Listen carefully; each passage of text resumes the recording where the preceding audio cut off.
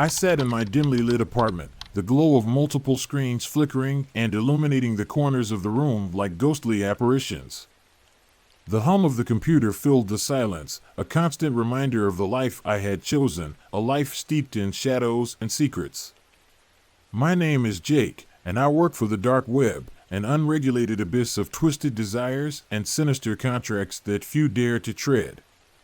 My partner, Sam, often joked that we were modern-day Robin Hoods, taking from the rich and giving to ourselves. But instead of gold, we sought the thrill of danger and the promise of our next job, the adrenaline rush that came with each new venture. The first few jobs we took on were exhilarating, a rush that coursed through my veins like a drug. The adrenaline rush of planning a kidnapping, the meticulous details of how to get in and out without being caught, there was a thrill in the risk that was intoxicating. We were good at it, too. Sam was the brains, always calculating and thinking 3 steps ahead, while I was the muscle, carrying out the plans with precision and strength.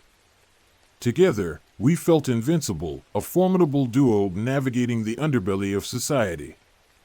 Our biggest job came shortly after we'd established a reputation, a job that would solidify our standing in this dark world. The target was a businessman rumored to be involved in shady dealings, a man whose wealth was built on corruption and deceit. The payout would be life-changing, enough to allow us to escape our current lives and start fresh elsewhere. The plan was straightforward: grab him outside his office, throw him into the back of a van, and disappear into the night without a trace. We drove to the location, hearts racing, confidence high, believing that nothing could go wrong. Or so we thought, naively pushing aside the warnings that whispered in the back of my mind. As we approached the target, I felt an odd sensation in my gut, a whisper of doubt that I couldn't quite shake off. I brushed it aside, laughing it off to calm my nerves, but Sam's eyes were focused, his brow furrowed in concentration. Everything happened in a blur. We executed the plan flawlessly, the van door slamming shut just as our target was dragged inside.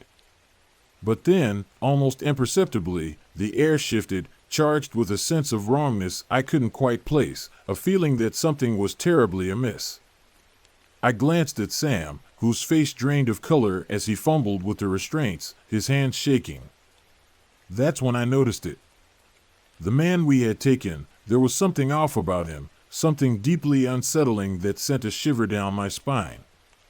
His eyes glowed an unnatural shade, and his skin seemed to shimmer as if he were not entirely human, as if he were something otherworldly.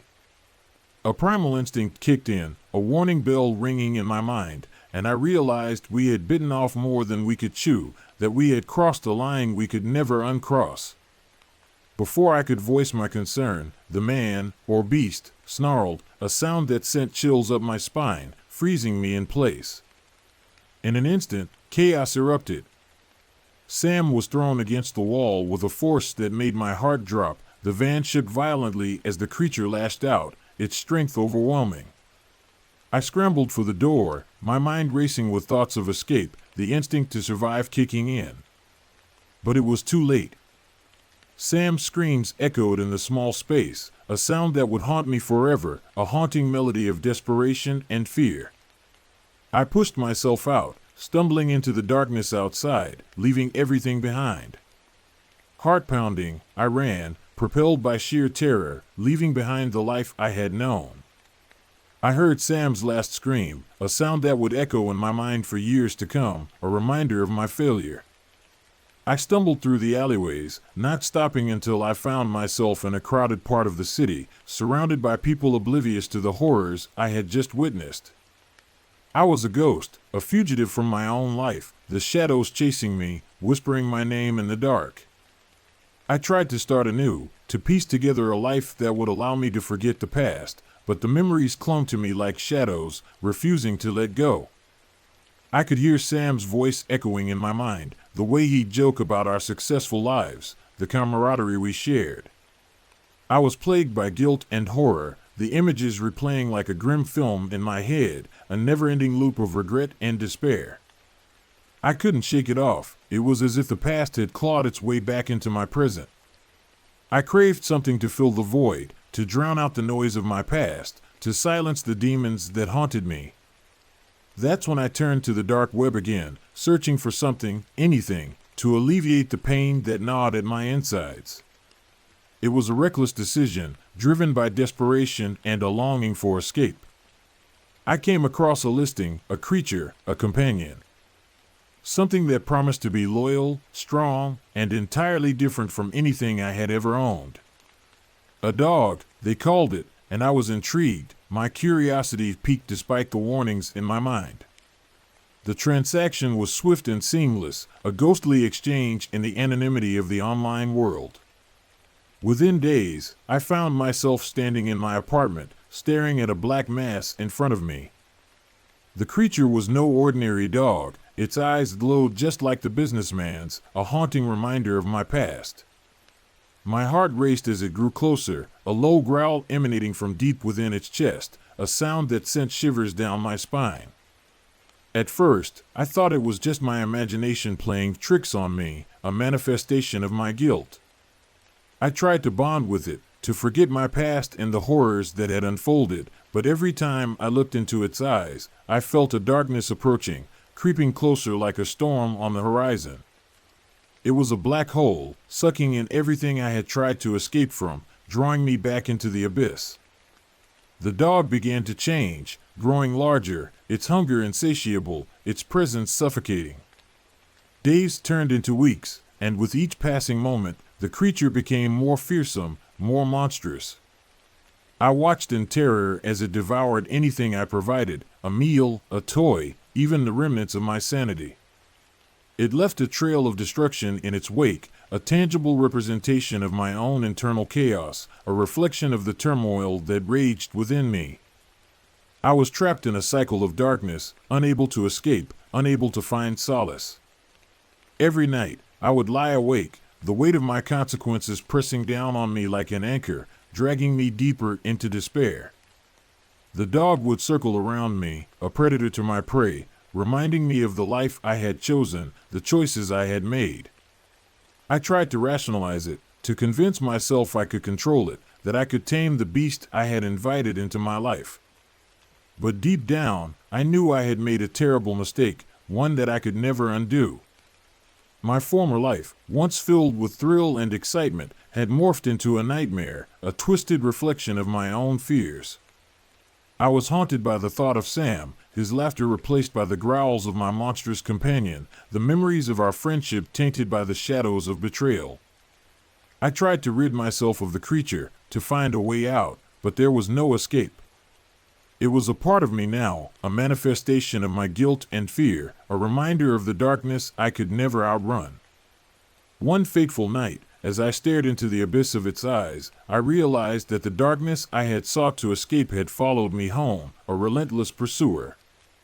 The creature lunged at me, a reminder that I was still living in a twisted reality where my sins reigned supreme, where my past had come back to claim me. I was trapped in a web of my own making, bound by the shadows of my past, unable to break free. In that moment, I understood the true price of my choices, the weight of my actions pressing down on me like a suffocating shroud. I was caught in an endless cycle of terror, with no way out, no glimmer of hope. The dark web had ensnared me, and I was just another lost soul among many, fighting to survive in a world where I no longer belonged, where the line between predator and prey had blurred beyond recognition. As I faced the creature, I knew I had to confront my demons, to face the darkness that had taken root in my soul. No more running, no more hiding. I had to find a way to break free from this cycle of darkness, to reclaim my life from the shadows that threatened to consume me. But as I prepared to confront my greatest fears, I couldn't shake the feeling that it was already too late to reclaim my life, too late to escape the shadows that bound me, too late to silence the echoes of my past. Hope you enjoyed that spine-chilling experience. Now, let's move on to the next creepy tale. Ready to face more thrilling moments together? Let's dive into the next story right away. As I sit here in my living room, the sun slowly dipping below the horizon, casting long, eerie shadows that stretch across the floor, I find my mind drifting back to those hazy, distant memories of my childhood. It was a time that seemed so full of laughter, innocence, and a sense of freedom that only a child could truly understand. Yet, beneath that seemingly perfect surface, there lurked an undercurrent of fear, a thread of anxiety that would weave its way through my early years, culminating in a chilling encounter that I can still feel creeping up my spine, even now. I was about 8 years old, a tender age when the world felt vast and full of possibilities, bursting with adventure. My neighborhood was a patchwork of familiar faces and friendly homes, where everyone knew one another, or at least that's how it felt to me. I remember vividly the scent of freshly cut grass wafting through the air, the laughter of my friends echoing around me as we played tag, and the sweet sound of ice cream trucks jingling down the street, promising cool treats on hot summer days. But amid all this warmth and joy, there was a shadow that I couldn't quite name, a nagging feeling that something was not quite right, something lurking just out of sight. It all began one summer afternoon when I was playing in the park with my friends.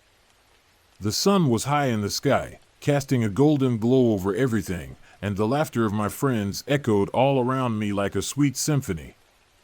That day, a man approached me, a stranger whose very presence sent a shiver down my spine. He was tall, with a friendly smile that seemed genuine and a voice that was oddly soothing, almost hypnotic. He introduced himself as Dr. Thompson, a pediatrician who had just moved into the neighborhood. At first, I was captivated by his stories about helping sick children, his tales of bravery and compassion, and for a fleeting moment, I thought he seemed harmless, a friendly face in a world I believed I knew so well. As the days turned into weeks, Dr. Thompson would often appear in the park, always engaging me in conversation, asking about my school, my friends, and my favorite games. I remember feeling special, as if I had an adult friend who genuinely cared about me and my life. But there was something unsettling about his gaze, a lingering intensity that made the hairs on the back of my neck stand on end, a feeling that something was off but I couldn't quite put my finger on it. One day, he invited me to his home to see his collection of medical books and toys. I hesitated, a voice in my head warning me against it, but the allure of adventure and curiosity got the better of me. I told my parents I was going to a friend's house, and with that small lie, I found myself walking alongside this man, my heart pounding in my chest, each beat echoing the growing sense of dread that was creeping in. His house was just a few blocks away, a charming little cottage with a white picket fence that looked inviting from the outside. As we entered, the atmosphere shifted dramatically. The walls were lined with strange medical posters that seemed to watch me, and the air was thick with an unfamiliar odor that made my stomach churn. He led me to a room filled with toys, but the joy I expected to feel was overshadowed by an unsettling feeling that gnawed at my insides, a feeling that I was stepping into a trap rather than a sanctuary of fun. Dr. Thompson began showing me his toys, but his questions became increasingly personal and invasive. He asked about my family, my daily routines, and even my school schedule, each question sending a chill running down my spine as I realized he was gathering information about me. I felt trapped, but I didn't know how to escape. I forced a smile, trying to maintain the facade of a carefree child, but inside, I was screaming for help, my instincts screaming that I needed to get out of there. Suddenly, a loud noise interrupted our conversation, a crash from another room that made my heart race. Instinctively, I moved toward the door, desperate to escape, but he blocked my path with a calmness that felt all wrong. "It's just a little mess," he said, his voice eerily calm, almost too calm. "Why don't you stay here and play while I check on it?"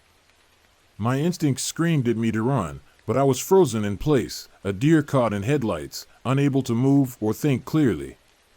In that moment, I remembered the stories my parents had told me about strangers, the warnings etched into my mind. I had been warned to be cautious, to never go anywhere with someone I didn't know, to trust my gut. Panic surged through me, and I knew I had to escape. I feigned interest in a toy, my fingers trembling as I reached for it, trying to buy myself some time. "Can I take this home?" I asked, my voice barely above a whisper, filled with desperation. He hesitated, and for a brief moment, I saw a flicker of annoyance cross his face, a glimpse of the true nature behind that friendly facade. "Sure, but only if you promise to come back and visit me," he replied, his tone shifting to a more sinister edge that sent chills down my spine. I nodded, my heart racing as adrenaline coursed through my veins, and without waiting for another moment, I bolted past him and out the door. I ran as fast as my legs could carry me, not stopping until I reached the safety of my home, my sanctuary. When I burst through the front door, tears streaming down my face, my parents rushed to me, concern etched deeply on their faces. I recounted the encounter, each word tumbling out in a frantic rush, my voice trembling with fear. Their expressions shifted from worry to anger as they realized the danger I had narrowly escaped. They immediately took action, contacting the police and alerting our neighbors about the strange man who had approached me, determined to protect me from any further harm. The police arrived soon after, asking me questions and assuring my parents they would investigate the matter thoroughly. They were kind, their voices steady and calm, but I could see the worry in their eyes, the concern for my safety. They told me to stay vigilant and to never hesitate to speak up if I felt uncomfortable or threatened in any way. My parents, shaken by the experience, became overprotective, restricting my playtime and keeping a closer eye on me, their fear palpable in the air. As the days turned into weeks, I learned to navigate my world with caution, a new awareness settling into my bones. I avoided the park and the streets where Dr. Thompson might appear, my heart heavy with the weight of my experiences. I became hyper-aware of my surroundings, always scanning for unfamiliar faces, my childhood innocence slowly being replaced by a constant vigilance, a wariness that would follow me into my teenage years and beyond. But the shadows of that summer didn't just fade away, they lingered, intertwining with my memories of other childhood accidents and close calls. I remembered the time I fell off my bike, the scrape on my knee that felt like the end of the world, or the time I got lost in a grocery store, the panic rising as I searched for my mother among the towering shelves, my heart pounding in my chest. Each incident, each brush with danger, added another layer to my understanding of the world, a world that could be both beautiful and terrifying, filled with moments of joy and shadows of fear.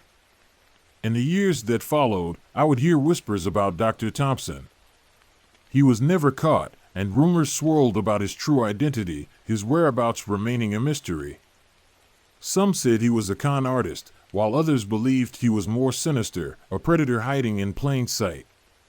The stories became urban legends, cautionary tales shared among children at sleepovers, a reminder of the dangers that lurked just beyond the safety of home, a shadow that hung over our childhood innocence. As I grew older, I often reflected on that summer, the lessons learned etched deeply into my very being. I became an advocate for children's safety, sharing my story with others, hoping to empower them to speak up and trust their instincts, to be aware of their surroundings. I understood that the world was not as safe as I once believed, but I also learned the importance of vigilance and awareness, the need to protect not just myself, but others as well. Now, as an adult, I find myself looking back at those memories with a mix of nostalgia and caution. The innocence of childhood is a fragile thing, easily shattered by the harsh realities of life. Yet, I cherish those moments of joy, the laughter of friends, and the warmth of family. They remind me that while shadows may lurk in the corners of our lives, there is also light to be found, a balance that must be maintained. In the end, that summer taught me more than just fear. It taught me resilience, the ability to rise above adversity. It shaped my understanding of trust and the complexities of human nature, the nuances that define our interactions. I learned to navigate the world with both caution and curiosity, ever aware of the balance between safety and adventure, knowing that life is a delicate dance between the two. As I sit here now, the shadows lengthening in my living room, I realized that my childhood is a tapestry woven with both light and dark threads, each memory a part of the whole. And while the memories of fear may linger, they are intertwined with the laughter and love that defined my early years, creating a rich, complex narrative that is uniquely mine. I carry those lessons with me, a reminder to always be vigilant, to cherish the light, and to never forget the shadows that shaped me into the person I am today. Hope you enjoyed that spine-chilling experience. Now, let's move on to the next creepy tale. Ready to face more thrilling moments together? Let's dive into the next story right away. It was a crisp autumn afternoon when I first decided to venture into the woods, my heart filled with a mix of excitement and a hint of trepidation. The leaves crunched under my boots, creating a delightful symphony of sounds that echoed through the serene landscape surrounding me. I had always loved exploring nature, feeling a deep connection to the earth and its wonders, but this time felt different. I was alone, a spontaneous decision I made on a whim, yearning for solitude and reflection in the embrace of nature. Little did I know that this journey would lead me to confront my deepest fears and challenge my understanding of the wilderness. As I wandered deeper into the forest, the sun began to dip below the horizon, casting eerie shadows among the towering trees that loomed overhead.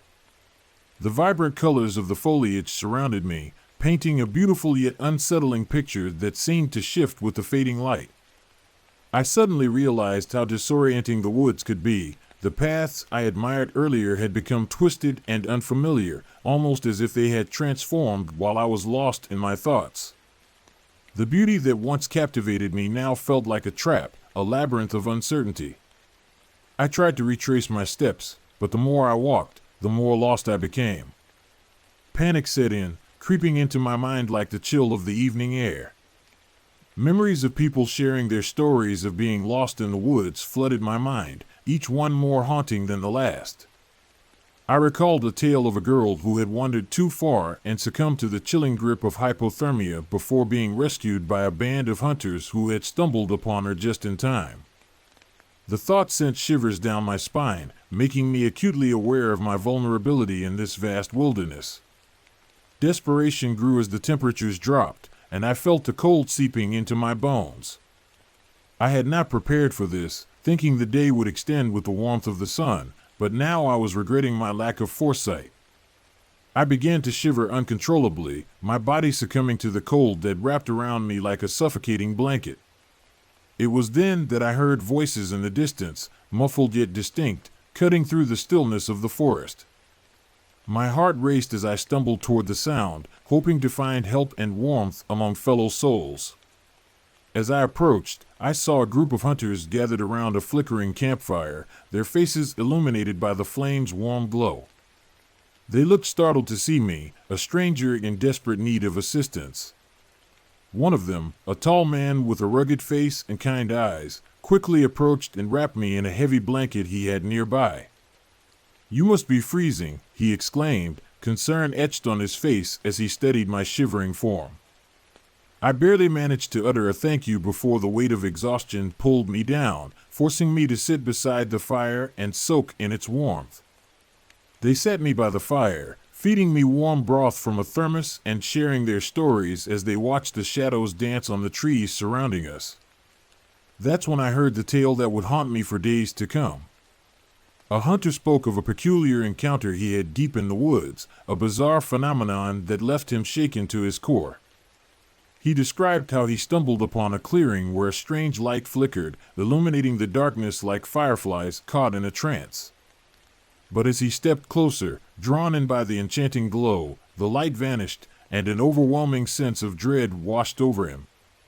He fled, heart racing, unable to comprehend what he had witnessed or the implications of that moment. The tales spun around the fire, each one more unsettling than the last, weaving a tapestry of fear and mystery. Another hunter recounted his discovery of a grim sight, a skeleton tied together with bones and ropes, remnants of an unknown story trapped in the forest's embrace. The realization struck me hard. These woods held secrets, perhaps unsolved mysteries, that lingered beneath the surface, waiting for someone to uncover them.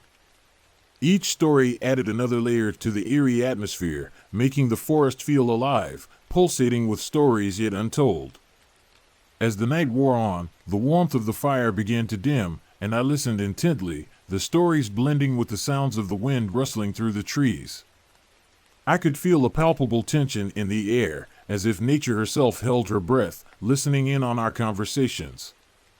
Various stories of fear echoed in my mind, the disquieting sensation of being watched, the feeling of unseen eyes lurking among the branches. My heart raced at the thought. What if I was not alone? What if the forest had a way of consuming those who dared to wander too far, trapping them in its depths forever? When morning finally broke, the dawn illuminated the forest in a golden light, revealing its beauty and mystique in a way that felt almost surreal. The hunters prepared to leave, their laughter echoing as they packed their gear and shared good-natured banter. In contrast, I felt a lingering unease about my own experience.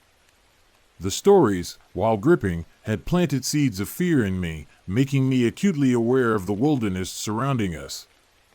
I thanked the hunters for their kindness, grateful for their warmth and hospitality, but as I ventured back toward the trail, I couldn't shake the feeling of being watched, as if the forest itself was aware of my presence. With every step I took, the forest seemed to come alive, its sounds, crunching leaves, distant animal calls, transforming into whispers, sharing secrets I was never meant to know. I fought the urge to turn around, aware that part of me hungered for more tales, for understanding the uncanny experiences that dwelled among the trees. Days turned into weeks, and I found myself constantly drawn back to that spot in the woods, half expecting to encounter something I had yet to comprehend, something that would connect my own story to those of the hunters. I carried the weight of those stories with me, each one intertwining with my own experiences, shaping my perception of the world around me. I could see the beauty in nature, the intricate details of life that flourished in the underbrush, but I also felt its menacing presence, lurking just out of sight. Then, one fateful evening, under the cloak of dusk, I decided to return once more, compelled by an insatiable curiosity. This time, I vowed to challenge my fears and to embrace the stories whispered by the forest, to confront the unknown that had captivated my thoughts. Equipped with a flashlight and a sense of determination, I wandered deeper than before, allowing the thrill of the adventure to guide me. The trees loomed taller, their branches reaching out like gnarled fingers, but I pressed on, fueled by a mix of excitement and apprehension. As I settled in a clearing, a sense of calm washed over me, momentarily dispelling the unease that had accompanied me. The weight of the day slipped away as I struck a match to ignite a small fire, the flames flickering to life and casting a warm glow around me.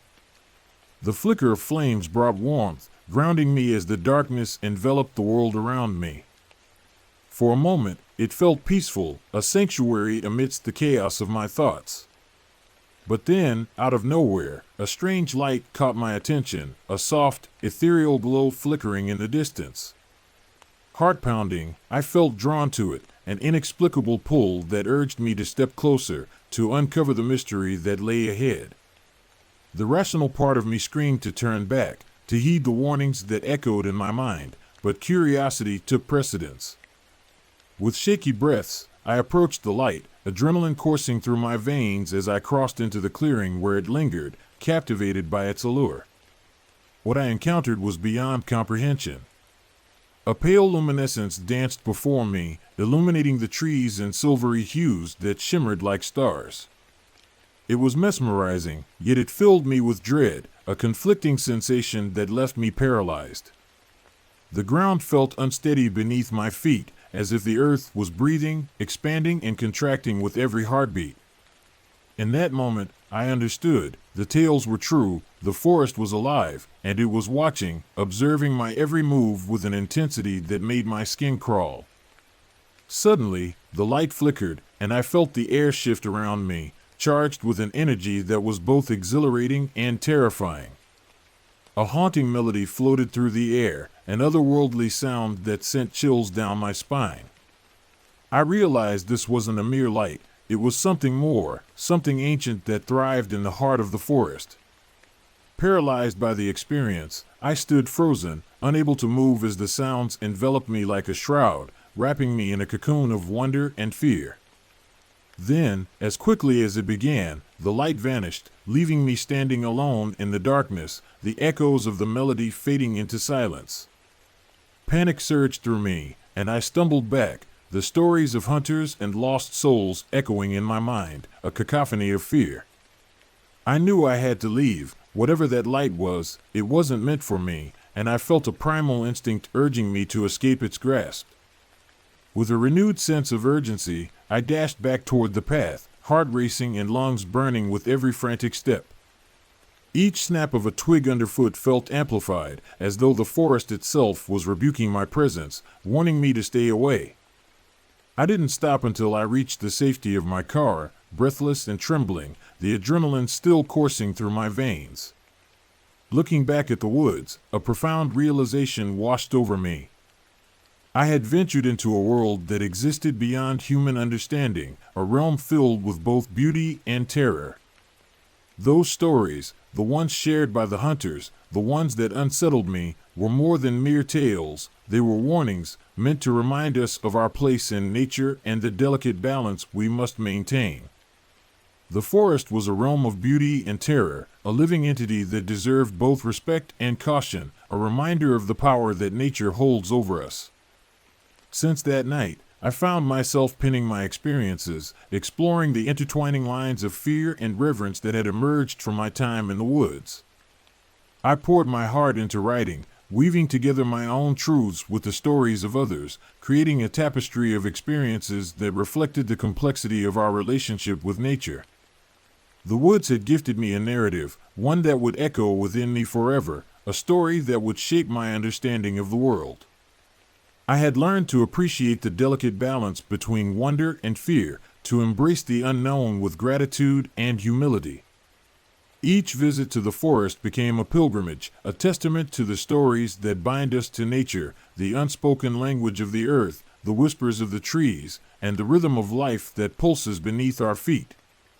As I continued to explore the mysteries of the woods, I understood one truth above all: the stories we share shape our understanding of the world, and within the shadows of the forest, those stories live on, reverberating through time, waiting for someone to listen and learn from their echoes. Hope you enjoyed that spine-chilling experience. Now, let's move on to the next creepy tale. Ready to face more thrilling moments together? Let's dive into the next story right away. As I sit here, pen in hand, I can't help but feel a chill run down my spine as I recall the harrowing events that have punctuated my life. Each memory is a thread woven into the fabric of my existence, reminding me of the lurking dangers that often go unnoticed in our everyday lives. I want to share these stories, not just to relive the terror, but to highlight the importance of vigilance and self-protection in a world that can be frighteningly unpredictable and filled with unexpected threats. It all began in my childhood, a seemingly innocent time filled with laughter and play, where the biggest worry was whether I had finished my homework on time. However, my innocence was shattered during a visit to the dentist that I'll never forget. I was just 8 years old, sitting in the sterile, white chair, the bright lights glaring down at me, making everything feel even more clinical and intimidating. The dentist, a man with a warm smile that had always put me at ease, had always been kind, until that fateful day. As I lay back, I noticed something strange about him that set off alarm bells in my young mind. His hands trembled slightly as he reached for the tools, and his eyes darted around the room as if he were being watched by unseen eyes. I was too young to articulate my fear, but a sense of dread washed over me, creeping into my bones. In the midst of the procedure, I felt a sharp pain that made me gasp and jerk my head up in surprise. The dentist paused, his smile faltering for a moment, and I saw a flicker of something in his eyes that made my heart race. "Just a little pinch," he said, but there was something in his voice that sent alarm bells ringing in my head, a tone that felt far too casual for the situation. I could feel the cold sweat trickling down my back as I realized he was not just a dentist, he was a man with dark secrets hidden behind that professional facade. After that day, I couldn't bring myself to visit a dentist for years, haunted by the thought of what might have happened if I hadn't been so lucky to escape that day unscathed. Fast forward to my teenage years, a time when I thought I had left those childhood fears behind, only to find that new ones were waiting to take their place. I was walking home from school one afternoon, the sun setting behind me, casting long shadows on the pavement that seemed to stretch and twist like dark fingers reaching for me. As I passed the park near my school, I noticed a man lingering by the swings, his presence unsettling. He was dressed in a dark hoodie, his face obscured by the shadows, and I felt an unsettling chill as I walked past him, but I tried to brush it off, convincing myself that I was being paranoid. After all, it was just a man in a park, right? Nothing to worry about. But then I heard it, a low whistle, sharp and piercing, cutting through the evening air like a knife. I quickened my pace, my heart racing as I glanced back, a sense of dread pulling in my stomach. The man was now staring directly at me, his eyes glinting with something I couldn't quite place, malice, perhaps, or something even darker. Panic surged through me, and I broke into a run, my feet pounding against the pavement as I raced toward the safety of my home. I didn't stop until I reached my front door, locking it behind me, my breath coming in ragged gasps as I leaned against the cool wood, trying to calm my racing heart. That night, I learned about the rapist who had been terrorizing the area, and I couldn't shake the feeling that I had narrowly escaped a horrific fate, a brush with danger that could have changed my life forever. The following summer, seeking solace and a break from the chaos of urban life, I decided to go camping with some friends, hoping to escape the city's chaos and reconnect with nature. We set up our tents in a secluded area of the woods, surrounded by towering trees and the soothing sounds of nature. It was supposed to be a weekend of fun and laughter, filled with stories and camaraderie, but as night fell, an unsettling feeling crept in, wrapping around me like a cold blanket. We gathered around the campfire, telling ghost stories that danced in the flickering light, but I couldn't shake the feeling that we were not alone, that something was lurking just beyond the reach of our fire. Later that night, as I stepped away from the fire to relieve myself, I noticed a figure standing at the edge of the clearing, half hidden by the darkness. It was a man, his face obscured by shadows, and my heart raced as I tried to convince myself it was just my imagination playing tricks on me. But then, he took a step closer, and I could see the glint of something metallic in his hand, a flash of silver that sent fear coursing through my veins. I turned and ran back to the safety of my friends, my heart pounding in my chest, the adrenaline surging through me. We huddled together, whispering about what we had seen, the fear palpable in the air, but deep down, I knew we were in danger, and the stranger never approached us again. However, the fear lingered long after we returned home, a shadow that darkened my thoughts. Not long after that camping trip, I had another brush with horror that would forever change my perception of safety and the world around me. It was a quiet afternoon, the kind that usually brings a sense of peace, and I was walking my dog in the neighborhood, enjoying the fresh air when I stumbled upon something that made my blood run cold. There, in a small clearing by the bushes, lay a body, lifeless and still. My heart stopped as I approached, the gruesome sight confirming my worst fears and shattering my sense of security. I stumbled back, my mind racing, struggling to comprehend how something so horrific could happen in my neighborhood. I called the police, my voice trembling as I reported what I had found, feeling the weight of the moment settle heavily on my shoulders. The investigation that followed revealed a string of violent crimes in the area, and I couldn't shake the feeling of vulnerability that settled over me like a heavy fog. I became hyper-aware of my surroundings, every sound amplified, every shadow a potential threat lurking just out of sight. I started to notice the strange behaviors of my neighbors, too, as if I were seeing them for the first time through a lens of suspicion. One man, in particular, caught my attention. He would often stare out of his window, his eyes following me as I walked by, and I felt a chill run down my spine each time I caught his gaze, a sense of unease creeping into my mind. I couldn't help but wonder what secrets he hid behind those closed curtains, what darkness lay beneath the surface of our seemingly peaceful community.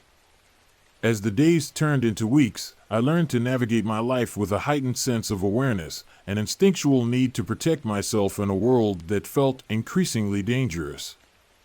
I began to carry pepper spray in my pocket, took self-defense classes to empower myself, and always kept my phone close, ready to call for help at a moment's notice.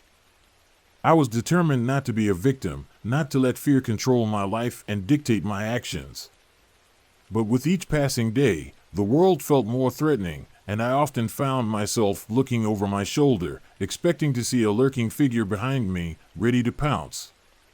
The culmination of these experiences left me with a profound understanding of the fragility of safety and the unpredictable nature of life. I realized that danger often lurks in the most unexpected places, whether it's a dentist's office, a park, a camping trip, or even the familiarity of one's own neighborhood. Each encounter served as a reminder that the world can be a dark and unpredictable place, filled with shadows that can easily consume the unsuspecting and unprepared. In sharing these stories, I hope to convey the importance of vigilance and self-protection. Life is not just about enjoying the light, it's also about being aware of the shadows that dance around us, always ready to encroach upon our sense of security. We must learn to trust our instincts, to recognize when something feels off, and to take action to protect ourselves from the uncertainties that surround us.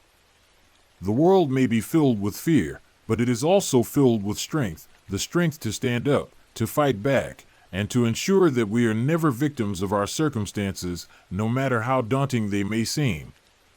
As I close this chapter of my life, I carry these memories with me, not as a burden, but as a testament to my resilience and growth.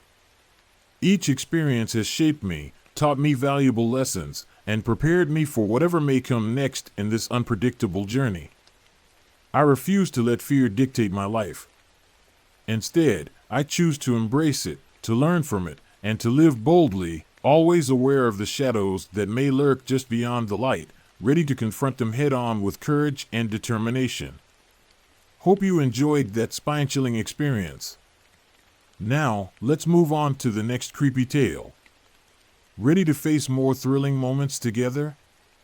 Let's dive into the next story right away. It was a chilly autumn evening when I first encountered what I now refer to as the weight of unseen moments. I had just returned home after an exhausting day at work, my mind still swirling with a cacophony of thoughts about deadlines, meetings, and the endless to-do list that seemed to grow longer by the minute. As I dropped my bag at the door with a heavy sigh, a sense of normalcy enveloped me, wrapping around me like a familiar blanket. Little did I know, however, that this particular night would irrevocably redefine my understanding of life, death, and everything in between. My phone buzzed insistently on the kitchen table, pulling me back from the hazy expanse of my thoughts. The screen lit up with a message from my sister, a simple string of words that shattered the calm and thrust me into a reality I was not prepared to face. Mom is in the hospital. It's serious.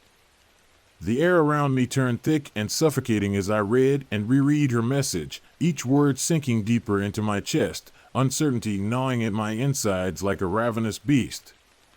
I rushed to my car, my heart pounding against my ribcage like a caged bird desperate to escape its confines. The drive to the hospital was a blur, the city lights streaked past in a dizzying array, but all I could focus on was the weight of the unknown pressing down on me, suffocating me with its intensity. I recalled the vibrant life my mother led, a woman bursting with laughter, stories, and an indomitable spirit. Memories flooded my mind, her gentle voice reading me bedtime stories, our family dinners filled with her infectious laughter, and the warmth of her hugs that always made everything feel right in the world.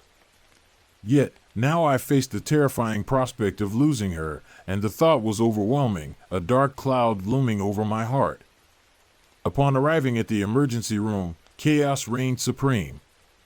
Nurses rushed past me, their expressions a mask of focus and urgency, each one seemingly on a mission to save lives. I spotted my sister, her face pale and drawn, sitting in the waiting area with her hands clasped tightly in her lap. When our eyes met, I saw the fear mirrored in her gaze, a reflection of the dread that hung between us like a thick fog, heavy and oppressive. We didn't need to speak. The unspoken words lingered in the air, binding us together in our shared anxiety.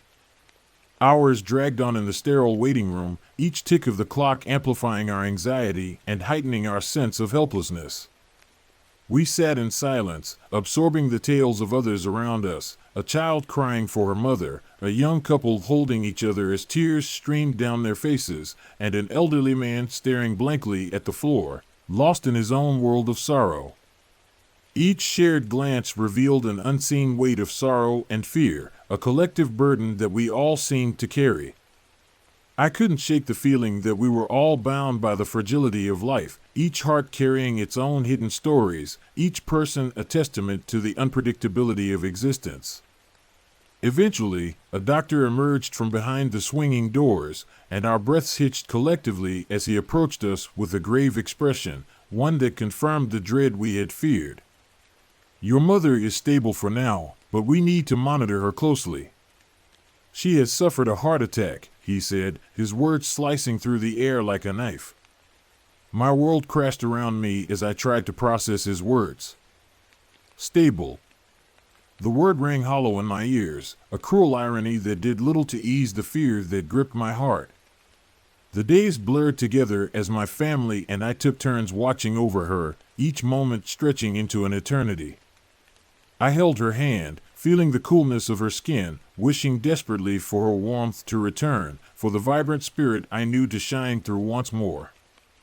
I talked to her about mundane things, the weather, the latest book I was reading, memories of our past vacations, and the little things that made life beautiful.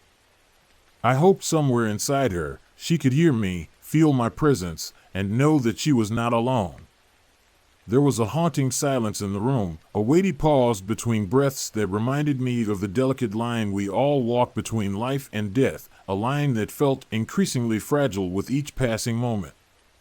One night, while vigilantly watching over her, I heard a commotion from the hallway, a noise that churned my stomach and drew me towards it like a moth to a flame. I peered out to see a frantic gurney being wheeled past, a woman on it, her body rigid and unresponsive, the stark reality of the situation hitting me like a cold wave. The fear that gripped my heart escalated as I stood frozen, unable to look away, feeling as if I was witnessing a scene from a horror film, yet it was terrifyingly real, unfolding right before my eyes. Suddenly, the fear morphed into primal instinct, a rush of adrenaline coursing through my veins. I rushed back to my mother's room, only to find that her monitors had begun to beep erratically, a cacophony of sound that sent panic surging through me. I pressed the call button, my hands shaking uncontrollably as I did so.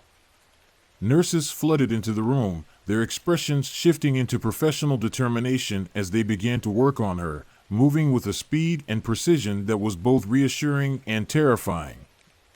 I stood helplessly in the corner, the weight of my own fear pressing against my throat, stifling my breath and rendering me motionless. The room transformed into a whirlwind of activity, a blur of scrubs and medical equipment. I watched in horror as they initiated CPR, the sight of my mother's frail form on the bed, lifeless and pale, sending shockwaves through my body.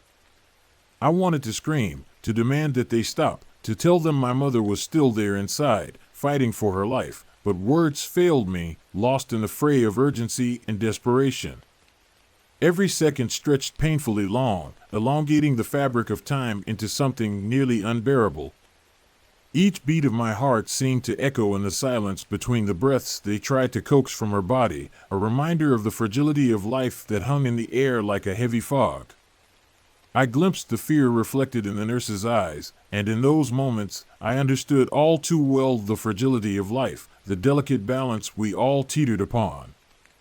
Finally, after what felt like an eternity, a sudden gasp broke the silence, shattering the unbearable tension. My mother's eyes flickered open, confusion and pain intertwining in her gaze, and relief washed over me in waves, followed closely by an overwhelming sense of dread. She was alive, but the specter of death had brushed against us so closely, warning us of its imminent presence, a reminder that life could change in an instant. The following weeks were a blend of anxiety and uncertainty, a roller coaster of emotions that left me feeling drained. My mother's health fluctuated wildly, each good day shadowed by the worry of another setback lurking just around the corner. I found myself acutely aware of every moment, every conversation, savoring them as if they were the last pieces of a fading memory. I learned to appreciate the ordinary, the mundane, the smell of coffee brewing in the morning, the shared laughter during family meals, the warmth of my mother's hand in mine as we sat together, reveling in the simple joy of being present with one another. Through these experiences, my perspective transformed in ways I could never have anticipated. The fragility of life became a haunting melody that played in the background of my thoughts, a constant reminder of the preciousness of time. I began to cherish the fleeting nature of our existence, understanding that each day was an unrepeatable gift, a treasure to be held close. The haunting weight of unseen moments lingered, but instead of suffocating me, it evolved into a bittersweet reminder of love, hope, and resilience that filled my heart. As my mother began to regain her strength, I realized that our encounters with fear and sorrow had bonded us in ways I never imagined possible. We shared stories of those harrowing days, our voices filled with trembling honesty, recounting the sight of the frantic gurney, the moments of despair, and the joy of her unexpected return. Each memory was a testament to our shared existence, a celebration of life's unpredictable journey, and the resilience of the human spirit. The experience shifted something deep within me. I began to document my feelings, my reflections on love and loss, on the delicate dance we all engage in with mortality. Writing became my refuge, a way to make sense of the chaos swirling around us. Each word I penned was infused with a newfound appreciation for the moments that often go unnoticed, the laughter shared with friends, the comfort of a familiar embrace, the quiet whisper of the wind against the trees, and the beauty of the world around us. Life continued its relentless march. The sun rose and set, seasons changed, and we found ourselves moving forward, navigating the complexities of life with newfound awareness. I recognized the significance of those unseen moments that are so easy to overlook in the hustle and bustle of daily life. They reminded me of the sweetness in the mundane, the beauty in the chaos, and the resilience of the human spirit that perseveres despite the odds. Today, as I sit in my garden watching the leaves turn colors of gold and crimson, I can't help but smile at the irony of it all. The fragility of life, the uncertainty of our existence, and the weight of those unseen moments have molded me into who I am today. I dodge the darkness with the light of joy, embracing both my laughter and my tears, knowing that they are all part of the rich tapestry of life. In retelling this story, I hope to shed light on the profound impact of the moments we often deem insignificant. Each heartbeat is a reminder of our journey, and every story shared is a testament to the undying human spirit that persists through adversity. Life is a tapestry woven with threads of joy, sorrow, love, and loss. We continue to laugh, cry, and live, for it is in these moments that we truly come alive, embracing the complexity of our shared human experience. Hope you enjoyed that spine-chilling experience. Now, let's move on to the next creepy tale. Ready to face more thrilling moments together? Let's dive into the next story right away. I often find myself haunted by memories that refuse to fade, moments that cling to the edges of my mind like shadows in the dim light of dusk. They whisper to me, reminding me of the terror that lurks just beyond the veil of the ordinary, lurking in the corners of my consciousness. It all began in my childhood, a time when innocence was shattered by the inexplicable and the eerie, leaving behind a trail of fear that would follow me into adulthood.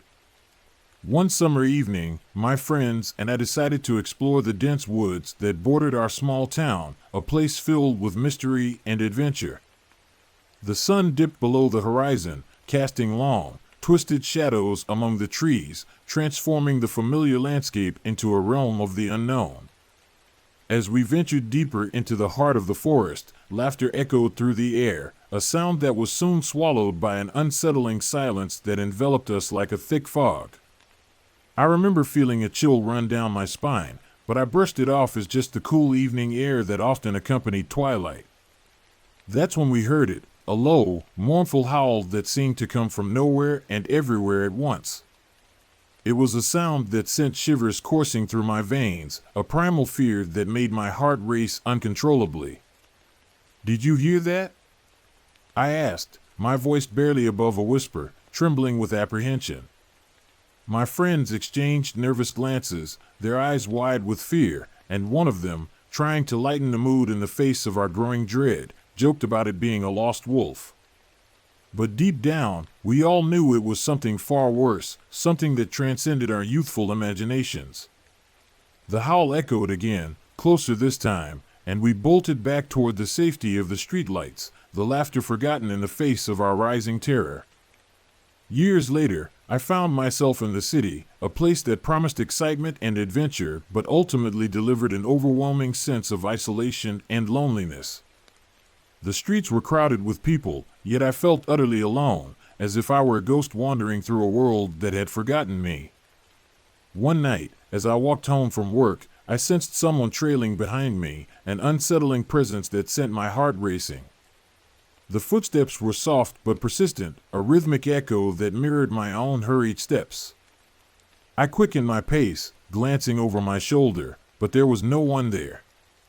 Just the darkened alleyways and the flickering streetlights casting an eerie glow that seemed to mock my growing anxiety. The feeling of being watched intensified with each passing day, and I could almost feel the weight of someone's gaze on my back, a suffocating presence that made my skin crawl. I tried to shake it off, convincing myself it was just paranoia, but the sensation lingered like a dark cloud looming overhead. Days turned into weeks, and the shadow of that presence followed me everywhere, a constant reminder of the fear that had taken root in my mind. I started to avoid certain streets, taking longer routes just to feel safe, but the fear was insidious, creeping into my thoughts and twisting them into something grotesque and unrecognizable. Then there was the incident at the university, a moment that would forever alter my perception of safety. I had just finished a late-night study session in the library, the quietness of the building amplifying my solitude and making me acutely aware of my surroundings. As I made my way to my car, I noticed a figure leaning against the lamppost, shrouded in darkness, their form blending seamlessly into the night. My heart raced as I approached, the figure's face obscured by the shadows, leaving me with an unsettling sense of dread. I could feel my breath quickening, the air thick with tension, as I tried to convince myself it was just a trick of the light. "Hey, you dropped something," the figure called out, their voice smooth yet unsettling, sending a chill down my spine. I glanced back, but there was nothing on the ground, nothing to warrant their words. I quickened my pace, my instincts screaming at me to run, to escape this chilling encounter. The figure chuckled softly, a sound that set ice through my veins, freezing me in place. I reached my car, fumbling with the keys as I glanced over my shoulder, only to find the figure still there, watching me with an intensity that made my skin crawl and my heart race. I finally managed to unlock the door and slipped inside, locking it just as I heard their footsteps approach, a sound that echoed in my mind long after I had shut the door. That night, I barely slept, the figure's eyes haunting my dreams, replaying the encounter over and over in my mind. I reported the incident to campus security the next day, but they brushed it off as a harmless encounter, a misunderstanding. "You're just being paranoid," they said dismissively, but I knew better. The feeling of being hunted was all too real, a shadow that loomed over my every move, suffocating my sense of security. As the months passed, I found myself spiraling into a pit of anxiety and fear, the walls of my world closing in around me. I began to isolate myself, avoiding social gatherings and public spaces where I once felt comfortable. The world outside felt like a minefield, each step fraught with the potential for terror, each corner hiding a new threat. I started seeing a therapist, hoping to unravel the tangled mess of my thoughts and fears. But even in those sessions, I felt the weight of my experiences pressing down on me, a constant reminder of the darkness that lurked just out of sight, waiting to pounce. Then came the night that changed everything, a turning point in my struggle against the shadows. I was home alone, the silence of the apartment amplifying my sense of dread and unease. I tried to distract myself with television, but the flickering images did little to calm my racing heart or quiet the whispers in my mind. That's when I heard it, a soft tapping at the window, a sound that sent my heart into a frenzy. My breath caught in my throat as I turned to face the sound, my body frozen in place. The window was shrouded in darkness, but I could make out a figure standing just outside, their face obscured by the night, a silhouette that filled me with dread. "Let me in," they whispered, their voice like ice scraping against metal, chilling me to the core. I was frozen in place, my mind racing with thoughts of escape and survival. I grabbed my phone, dialing 911, but the line was dead, a cruel twist of fate that left me feeling utterly helpless. Panic surged through me as I realized I was utterly alone, trapped in a cage of my own making, the walls closing in around me. The tapping grew more insistent, a rhythmic beat that matched the pounding of my heart, a sinister reminder of my vulnerability. "I know you're in there," the figure called out, their voice dripping with malice and intent. "You can't hide from me." I backed away from the window, my breath coming in shallow gasps, my mind racing with thoughts of escape. The shadows seemed to close in around me, the walls of my apartment feeling like they were closing in, suffocating me in a cocoon of fear. Just when I thought I couldn't take it anymore, the tapping stopped. Silence enveloped the room, thick and suffocating, wrapping around me like a shroud. I dared to approach the window, peering through the curtains, my heart pounding in my chest. The figure was gone, but the sense of dread lingered, a palpable presence that refused to be shaken off, taunting me with the possibility of its return. In the days that followed, I became a prisoner in my own home, a shell of the person I once was. I installed locks on every door and window, but the feeling of safety was an illusion, a fragile facade that could shatter at any moment. I could hear whispers in the hallways, shadows moving just beyond my line of sight, a constant reminder of the threat that loomed just outside my door. My therapist suggested I confront my fears, but how could I face something that felt so real, so menacing, so determined to break me? I decided to return to the woods where it all began, hoping to reclaim a part of myself that had been lost in the shadows of my fear. I stood at the edge of the forest, the trees looming like sentinels, their branches swaying in the wind, beckoning me to enter. The memories flooded back, the laughter, the howl, the fear that had taken root in my heart. I took a deep breath, steeling myself, and stepped into the darkness, determined to confront whatever lay within, to face the demons that had haunted me for so long. As I walked deeper into the woods, the familiar sense of dread washed over me like a wave, crashing against my resolve. The air grew colder, sending shivers down my spine, and the silence was deafening, amplifying the sound of my heartbeat in my ears. I could feel the weight of unseen eyes on me, the shadows moving just out of reach, watching and waiting. And then I heard it again, the mournful howl that had haunted my childhood, echoing through the trees, a chilling reminder of the terror I had tried to escape. I pressed on, my heart pounding in my chest, each beat echoing the fear that coursed through my veins. The howl grew louder, more insistent, and I felt a pull toward it, a compulsion to discover its source, to confront the fear that had defined my existence for so long. I stumbled upon a clearing, the moonlight spilling across the ground like silver, illuminating the darkness that surrounded me. In the center stood a figure, cloaked in darkness, their face still hidden from view, a silhouette that sent a jolt of recognition through me. "Why do you run?" the figure asked, their voice a haunting melody that resonated within me, echoing the questions I had long avoided. "You cannot escape what you are." I felt a wave of recognition wash over me, as if I had known this presence all along, as if it had been waiting for me to confront it. It was the embodiment of my fears, my trauma, the darkness I had tried to bury deep within myself. In that moment, I realized that running would never free me.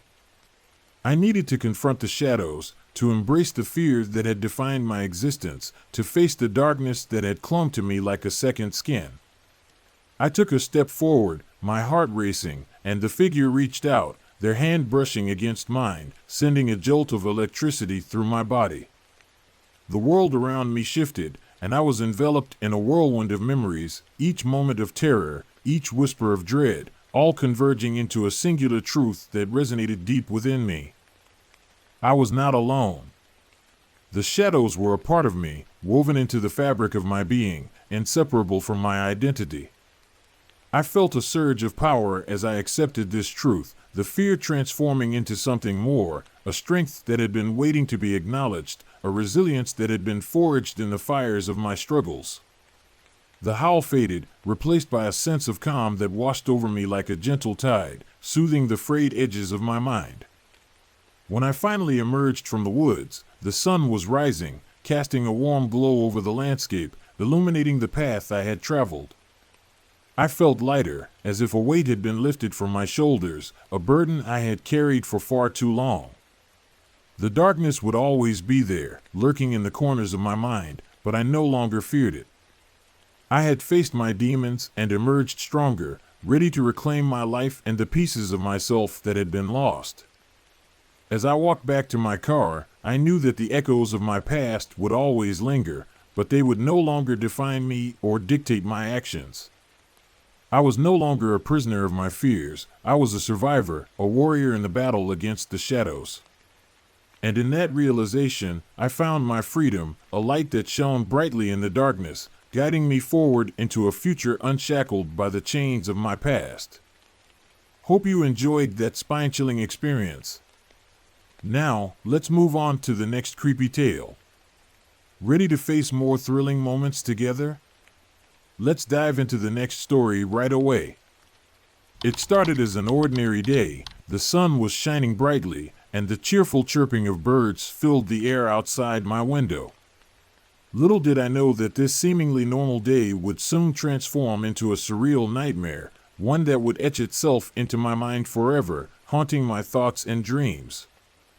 I woke up in my small, dimly lit apartment, situated in a rundown part of the city where the buildings seemed to sag under the weight of their own history. I often felt a sense of dread emanating from the walls, as if they were alive with secrets whispered in the crackling paint, but today felt different. Today, the air was thick with an unshakable tension that clung to me like a shroud. The news had been buzzing with reports of a dangerous criminal who had escaped from the nearby penitentiary.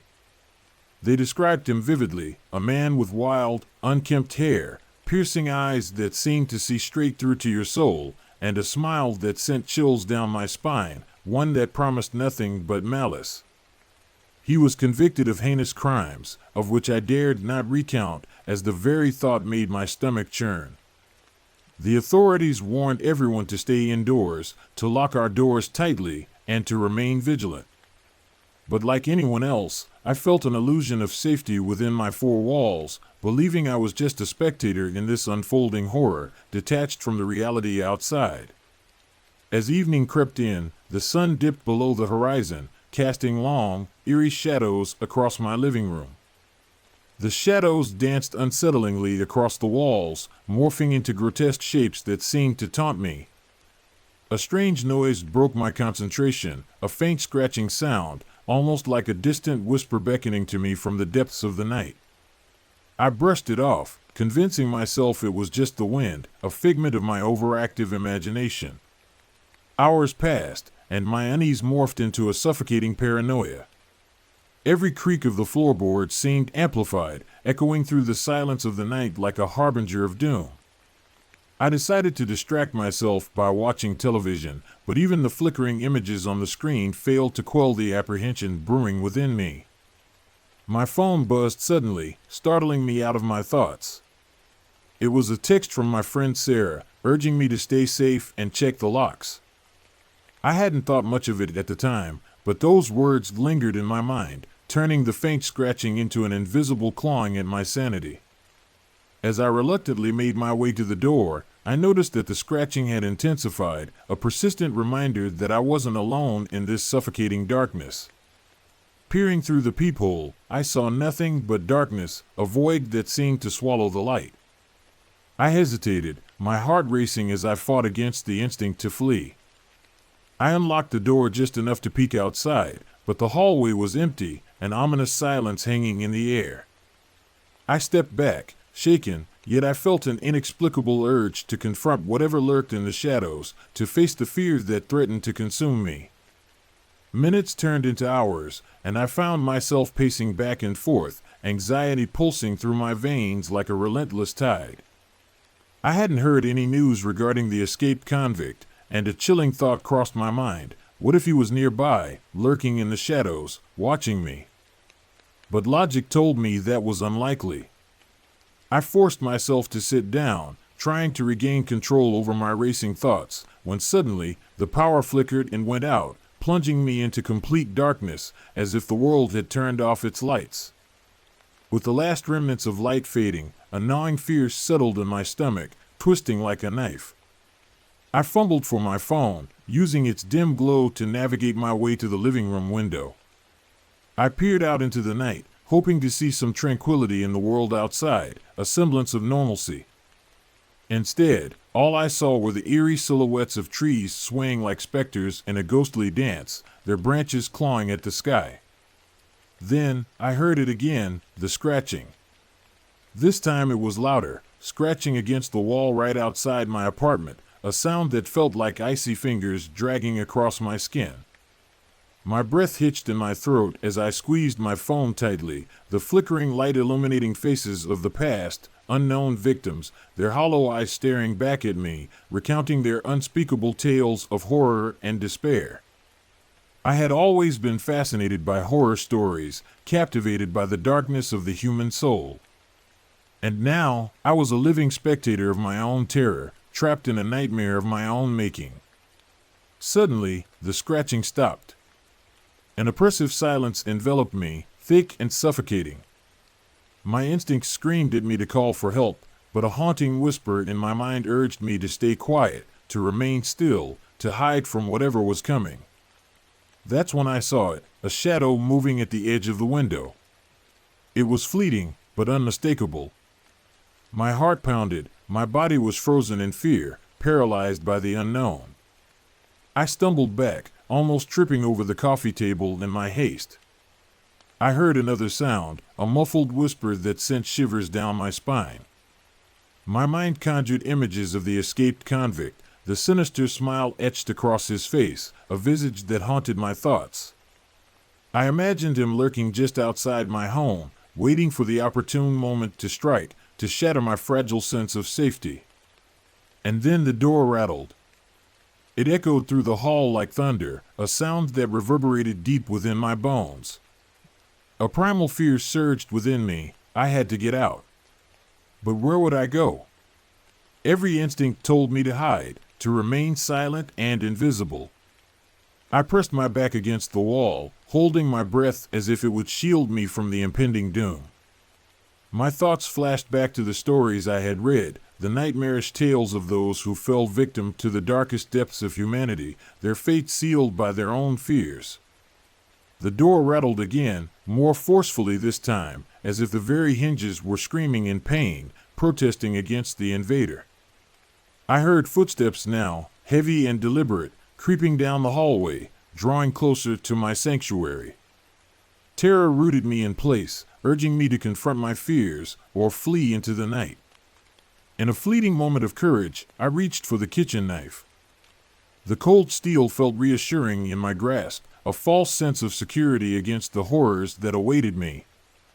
My breath came in shallow gasps. I could hear my heartbeat reverberating in my ears as I approached the door, each thud echoing like a drumroll of fate. A cacophony of violent banging erupted. The door trembled under the assault. Was it going to give way? Adrenaline coursed through my veins, propelling me forward. I turned the lock, twisting it with trembling hands, but I knew it wouldn't hold forever. I couldn't let fear consume me. I had to confront whatever was waiting for me on the other side, to face the darkness head-on. With a deep breath, I flung the door open, knife raised, prepared to face my nightmare. The hallway was empty, eerily quiet, but something felt off, like the calm before a storm. The air was thick with an unsettling presence that clung to me like a fog. I stepped out cautiously, scanning my surroundings. The hairs on the back of my neck stood on end as I moved further from the safety of my home, each step feeling like a descent into madness. And then I saw it, the shadow darting around the corner, hauntingly familiar, as if it were a piece of my own psyche. I chased the silhouette, driven by a primal instinct to understand this terror that had taken root in my mind. As I rounded the corner, I was met with a sight that caused my heart to drop into my stomach. A figure cloaked in darkness, eyes glinting with malice, a reflection of my deepest fears. The escaped convict? But as I stepped closer, clarity emerged from the abyss. It wasn't a person at all. It was a twisted reflection of my own fears, a manifestation of my own mind unraveling in the face of terror. The figure morphed into images of the people I had read about, their torment painted across my subconscious, their screams echoing in my ears. I was staring into the abyss, feeling lost in a labyrinth of horror, unable to find my way back to sanity. I stumbled backward, but the darkness closed in around me, swallowing my light. The whispers rose to a cacophony, each one laced with tragedy and despair, a symphony of sorrow that threatened to consume me whole. My mind crackled under the weight of their agony, blurring the lines between reality and nightmare. I clawed at my head, desperate to silence them, to regain control over my spiraling thoughts. Just when I thought I had succumbed to the madness, another surge of adrenaline propelled me forward. I turned and ran, clutching the knife tightly as if it would slice through the veil of darkness that enveloped me. I tore through the apartment complex, heart racing, a survivor escaping my own horror show, a frantic flight from the demons that haunted me. I burst out of the entrance, gasping for breath, the starlit skies above me a stark contrast to the darkness I had just fled. But even as I collapsed outside, the scratching followed me, a reminder that the abyss would always be there, lurking in the shadows, waiting for the moment to reclaim me. I could never escape the darkness. It was now a part of me, forever entwined with my existence, a shadow that would never fade. No more tales of horror could ever compare to my own. I learned that night that the true terror didn't exist in the horror stories of others. It lived within us, waiting for the right moment to emerge, to remind us of the fragility of sanity, to show us that we are all but a whisper away from our own nightmares. The laughter of the shadows echoed in my mind, a cruel reminder that I was both the observer and the observed in this twisted tale of human darkness, forever trapped in a cycle of fear and despair. Hope you enjoyed that spine-chilling experience. Now, let's move on to the next creepy tale. Ready to face more thrilling moments together? Let's dive into the next story right away. It started as an ordinary day. The sun was shining brightly, and the cheerful chirping of birds filled the air outside my window. Little did I know that this seemingly normal day would soon transform into a surreal nightmare, one that would etch itself into my mind forever, haunting my thoughts and dreams. I woke up in my small, dimly lit apartment, situated in a rundown part of the city where the buildings seemed to sag under the weight of their own history. I often felt a sense of dread emanating from the walls, as if they were alive with secrets whispered in the crackling paint, but today felt different. Today, the air was thick with an unshakable tension that clung to me like a shroud. The news had been buzzing with reports of a dangerous criminal who had escaped from the nearby penitentiary. They described him vividly, a man with wild, unkempt hair, piercing eyes that seemed to see straight through to your soul, and a smile that sent chills down my spine, one that promised nothing but malice.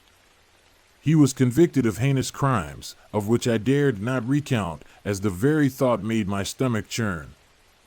The authorities warned everyone to stay indoors, to lock our doors tightly, and to remain vigilant. But like anyone else, I felt an illusion of safety within my four walls, believing I was just a spectator in this unfolding horror, detached from the reality outside.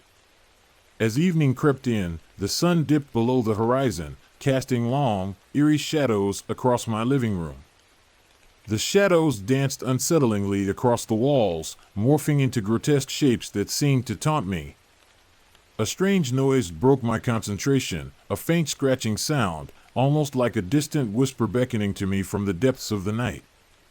I brushed it off, convincing myself it was just the wind, a figment of my overactive imagination. Hours passed, and my unease morphed into a suffocating paranoia. Every creak of the floorboards seemed amplified, echoing through the silence of the night like a harbinger of doom. I decided to distract myself by watching television, but even the flickering images on the screen failed to quell the apprehension brewing within me. My phone buzzed suddenly, startling me out of my thoughts. It was a text from my friend Sarah, urging me to stay safe and check the locks. I hadn't thought much of it at the time, but those words lingered in my mind, turning the faint scratching into an invisible clawing at my sanity. As I reluctantly made my way to the door, I noticed that the scratching had intensified, a persistent reminder that I wasn't alone in this suffocating darkness. Peering through the peephole, I saw nothing but darkness, a void that seemed to swallow the light. I hesitated, my heart racing as I fought against the instinct to flee.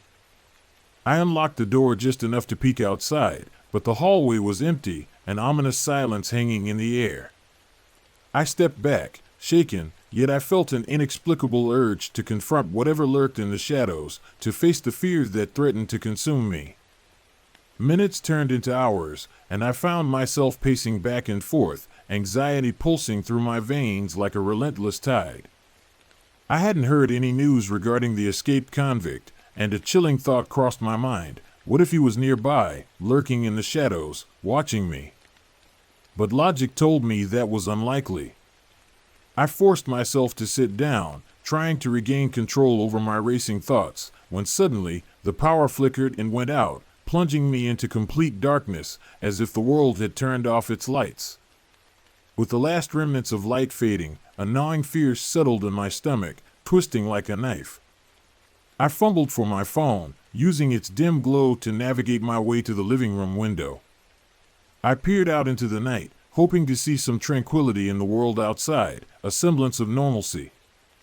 Instead, all I saw were the eerie silhouettes of trees swaying like specters in a ghostly dance, their branches clawing at the sky. Then, I heard it again, the scratching. This time it was louder, scratching against the wall right outside my apartment, a sound that felt like icy fingers dragging across my skin. My breath hitched in my throat as I squeezed my phone tightly, the flickering light illuminating faces of the past, unknown victims, their hollow eyes staring back at me, recounting their unspeakable tales of horror and despair. I had always been fascinated by horror stories, captivated by the darkness of the human soul. And now, I was a living spectator of my own terror, trapped in a nightmare of my own making. Suddenly, the scratching stopped. An oppressive silence enveloped me, thick and suffocating. My instincts screamed at me to call for help, but a haunting whisper in my mind urged me to stay quiet, to remain still, to hide from whatever was coming. That's when I saw it, a shadow moving at the edge of the window. It was fleeting, but unmistakable. My heart pounded, my body was frozen in fear, paralyzed by the unknown. I stumbled back, almost tripping over the coffee table in my haste. I heard another sound, a muffled whisper that sent shivers down my spine. My mind conjured images of the escaped convict, the sinister smile etched across his face, a visage that haunted my thoughts. I imagined him lurking just outside my home, waiting for the opportune moment to strike, to shatter my fragile sense of safety. And then the door rattled. It echoed through the hall like thunder, a sound that reverberated deep within my bones. A primal fear surged within me. I had to get out. But where would I go? Every instinct told me to hide, to remain silent and invisible.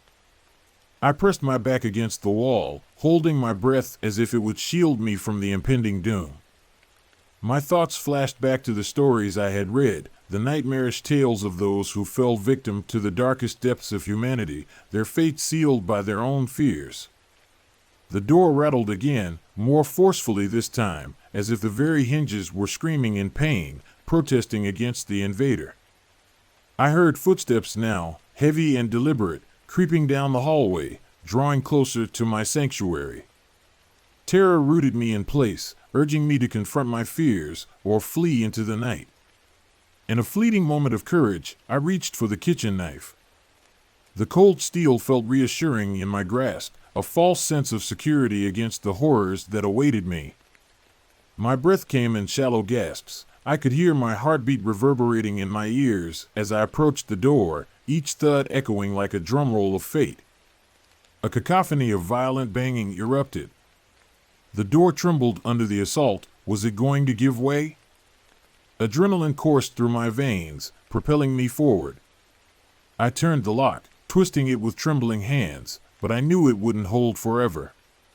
I couldn't let fear consume me. I had to confront whatever was waiting for me on the other side, to face the darkness head-on. With a deep breath, I flung the door open, knife raised, prepared to face my nightmare. The hallway was empty, eerily quiet, but something felt off, like the calm before a storm. The air was thick with an unsettling presence that clung to me like a fog. I stepped out cautiously, scanning my surroundings. The hairs on the back of my neck stood on end as I moved further from the safety of my home, each step feeling like a descent into madness.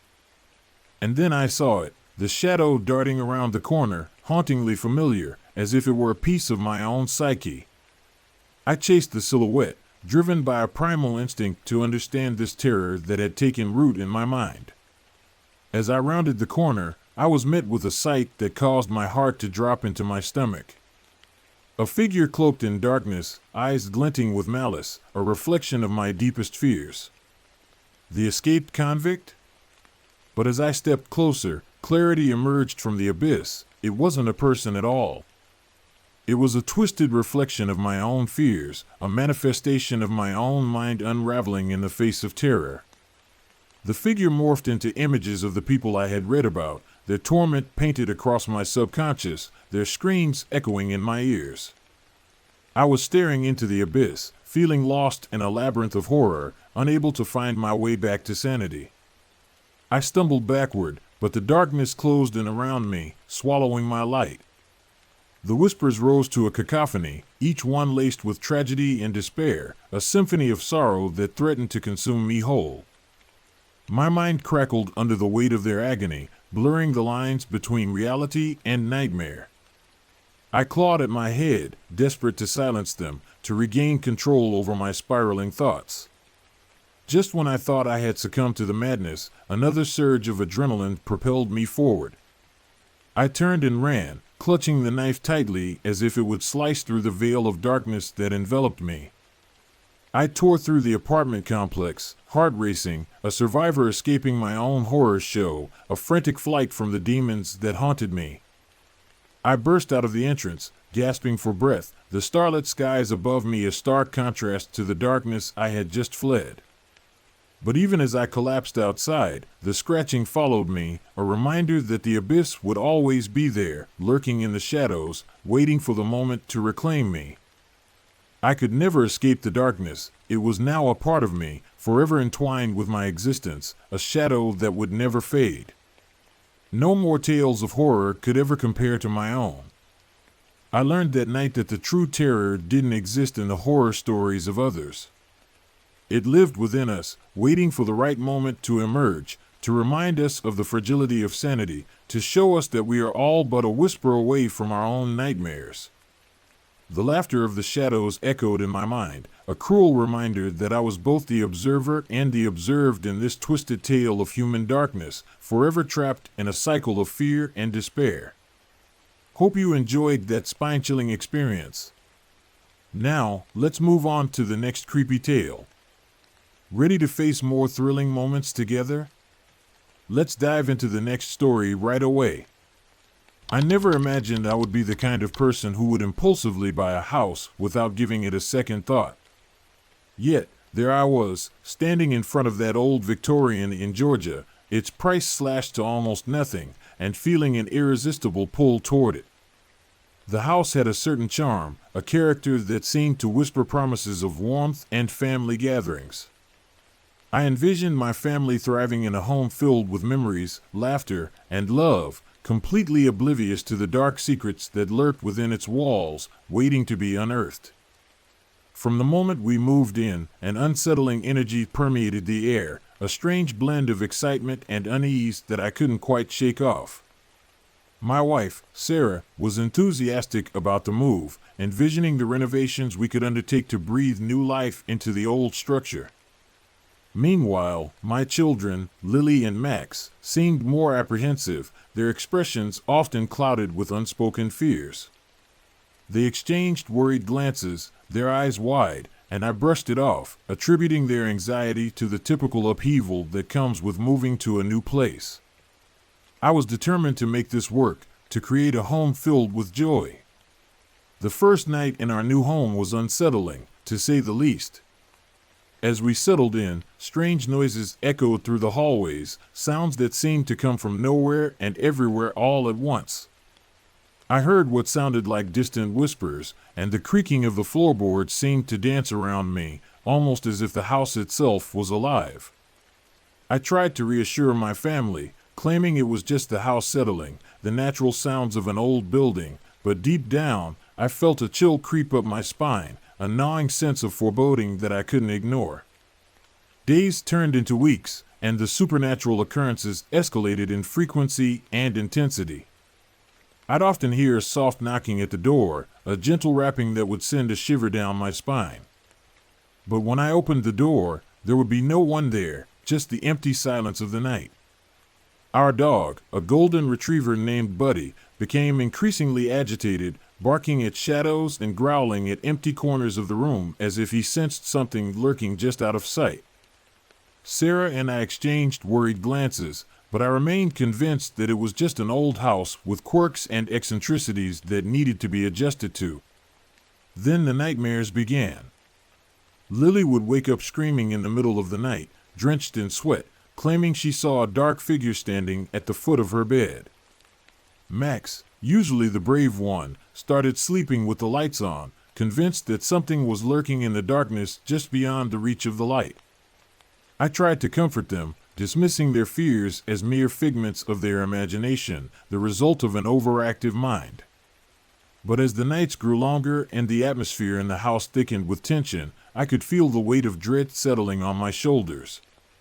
One particularly exhausting evening, after a long day at work, I returned home to find Sarah sitting in the living room, her face pale and drawn, as if she had seen a ghost. "I can't take this anymore, Nathan," she said, her voice trembling with fear. "Something is wrong with this house." I scoffed at her, insisting that we just needed to give it time to feel like home. I was determined to make this work, to prove that we could turn this old house into a loving and welcoming environment for our family. As the weeks passed, the atmosphere in our home grew heavier, more oppressive. I began to experience strange sensations myself, cold drafts that seemed to come from nowhere, and shadows that flickered just out of my line of sight, teasing me with their presence. I dismissed these feelings as stress from work and the pressures of family life, but deep down, I knew something was terribly amiss. I could feel the house watching us, waiting for the right moment to strike.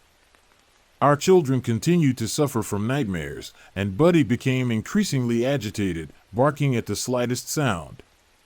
One night, I woke to the sound of frantic barking and found Buddy standing at the front door, growling fiercely, his fur bristling. I opened the door, but nothing was there. Just the stillness of the night and the oppressive weight of the air pressing down on me. The silence was deafening, and I felt an unsettling chill run down my spine. Then came the injuries. It started with small things, a bruise on Max's arm, a scratch on Lily's leg. I initially chalked it up to their roughhousing, the typical play that children engage in. But soon, the injuries grew more severe and troubling. Max fell down the stairs one evening, claiming he was pushed by an unseen force, while Lily had a gash on her forehead that she insisted came from an unseen hand. A sense of dread settled over me like a heavy cloak, but I pushed it aside, determined to protect my family at all costs. One fateful night, I finally decided to confront the darkness that seemed to envelop our home like a thick fog. I stood in the living room, feeling the air thick with tension, and yelled, "If there's something here, show yourself." My voice echoed through the empty halls, and for a moment, silence reigned, a stillness that felt almost palpable. Then, a cold wind swept through the room, extinguishing the candles and plunging us into darkness, a darkness that felt alive and suffocating. Panic surged through me as I fumbled for my phone, desperate to turn on the light, but before I could illuminate the room, I felt a presence behind me. A weight pressed down on my chest, and I gasped for breath as an unseen force tightened around my throat, squeezing with a terrifying grip. I struggled, clawing at my neck, but it was as if invisible hands were holding me in place, rendering me powerless. I could hear my family screaming, their voices distant and fading, as if they were trapped in another realm. In that moment of sheer terror, I realized the truth. This house was not just old, it was alive with a malevolence that sought to consume us, to feed off our fears and despair. My vision blurred, and I felt myself slipping away as darkness closed in around me, wrapping me in its cold embrace. Just before I lost consciousness, I heard a whisper, a chilling voice that echoed in my mind, "You should have left when you had the chance." When I awoke, I found myself lying on the living room floor, my family gathered around me, their faces etched with fear and concern. I tried to explain what had happened, to articulate the horror I had experienced, but they looked at me as if I had lost my mind, as if I were a stranger to them. The police were called, but they found no evidence of an intruder, no signs of a struggle. Just a family in distress, a man who seemed to have lost his grip on reality amidst the chaos of our lives. As the days passed, I became increasingly isolated within my own home. Sarah grew distant, her eyes filled with a mixture of fear and pity, as if she were mourning the man I used to be. My children avoided me, their laughter replaced by whispers and furtive glances, as if they were afraid of what I might become. I felt like a stranger in my own home, haunted by the darkness that lurked in every corner, a specter of my own making. Desperate to reclaim my life, I delved into the history of the house, uncovering tales of tragedy and despair that had taken place within its walls. The previous owners had fled in the night, leaving behind their belongings and a legacy of fears that clung to the very fabric of the house. The more I learned, the more I realized that this place was cursed, a vessel for the tormented souls that had come before us, trapped in a cycle of pain and suffering. One stormy night, consumed by anger and frustration, I confronted the darkness once more, determined to reclaim my home. I stood in the center of the living room, lightning flashing outside, illuminating the room in brief bursts of light, and shouted, "I will not be afraid of you. You have no power over me." But as the words left my lips, I felt the familiar grip of the unseen force tightening around my throat, a reminder of the power it held over me. This time, I fought back with every ounce of strength I had left, summoning the courage that had been buried beneath layers of fear. I struggled against the darkness, my vision blurring as I gasped for breath, but the force was relentless, squeezing tighter and tighter with every passing second. I could hear my family's cries, but they felt so far away, as if I were trapped in a nightmare from which I could not awaken, drowning in the darkness that sought to claim me. In those final moments, I realized the truth. I had underestimated the power of the house, the malevolence that thrived within its walls, feeding off the fear and despair of those who dared to inhabit it. As darkness enveloped me, I felt a sense of peace wash over me, knowing that I had tried to protect my family, even as the shadows claimed me, dragging me into their eternal abyss. When the police arrived the next morning, they found me lifeless on the floor, a look of terror etched on my face, a grim testament to the horrors that had unfolded within those walls. They ruled it a suicide, a man driven to madness by the weight of his own fears, a tragic end to a family's hopes and dreams. My family was left to pick up the pieces, haunted by the memories of a father who had succumbed to the darkness, a ghost lingering in the shadows of their lives. As I linger in this realm between worlds, I watch over them, unable to reach out or comfort them in their grief. The house on Hollow Hill stands as a grim reminder of the dangers that lurk in the shadows, a warning to those who dare to tread where darkness resides. My story serves as a chilling reminder. Sometimes, the things we cannot see are the most dangerous of all, lurking just beneath the surface, waiting for the right moment to strike. Hope you enjoyed that spine-chilling experience. Now, let's move on to the next creepy tale. Ready to face more thrilling moments together?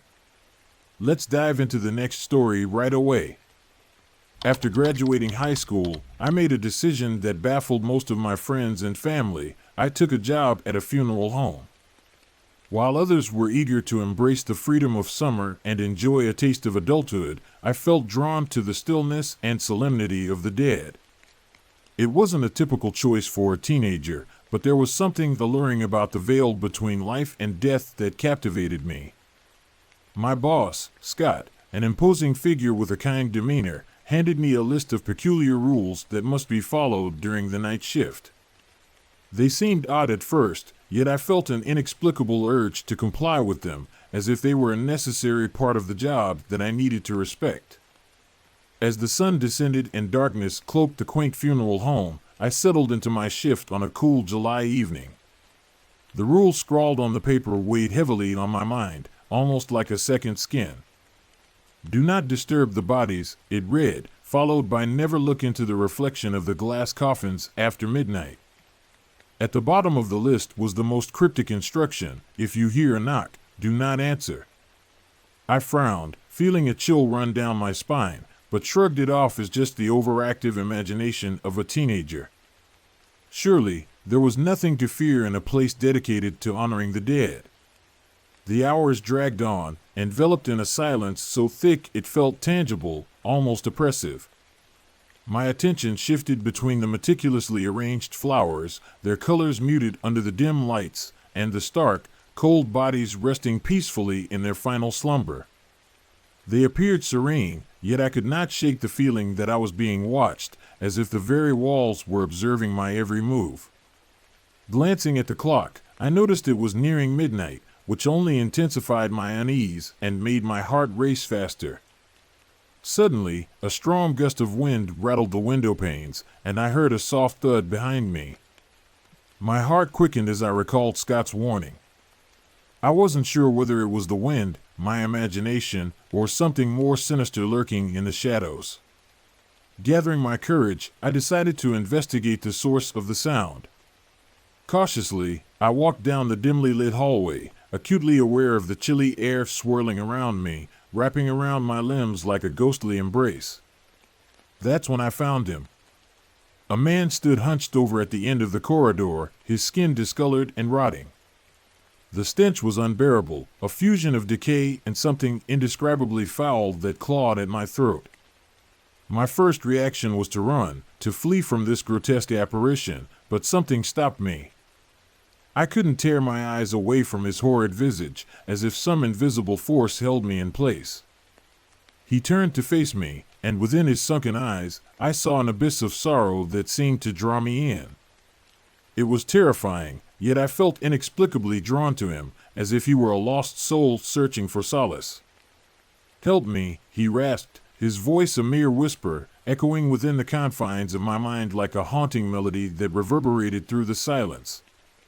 I stumbled backward, my heart pounding against my ribcage like a drum, and I turned and bolted, hardly able to breathe as I fumbled for the door, desperate to escape the horror that had manifested before me.